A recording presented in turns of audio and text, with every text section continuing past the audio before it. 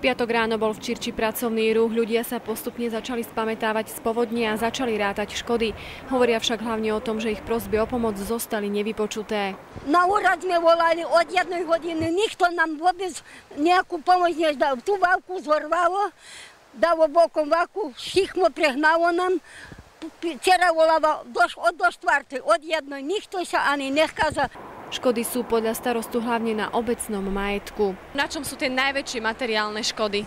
Tak najväčšie materiálne škody by som povedal, je to na majetku obcí, nehľadá aj na to, že to je aj na majetku obyvateľov, ale materiálne škody sú najviac na regulácii potoku, na plynovode, vodovode, regulácia potoka a prístupovej komunikácie, obecnej komunikácie. Voda pripravila o strechu nad hlavou tohto muža. Stalo sa to v priebehu niekoľkých hodín. Tá lavička, čo tu bola betonová, som žiadal už teraz 2 dní dozadu, ten deň nešťastia, jak sa dvíhala voda, že by to odstránili, tu chodili hasiči, policajti, každý sa vyhováral, není technika, není nič, není ani, jednoducho každý od toho dal palce preč, hej.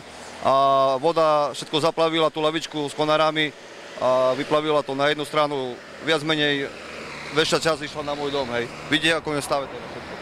Takže prvý problém, nebola ochota tú lavičku spratať. To, aké vysoké škody vodný živel spôsobil, bude jasné až o niekoľko dní. Teraz je isté jedno, s každou búrkou či vydatnejšími zrážkami príde určite aj obrovský strach.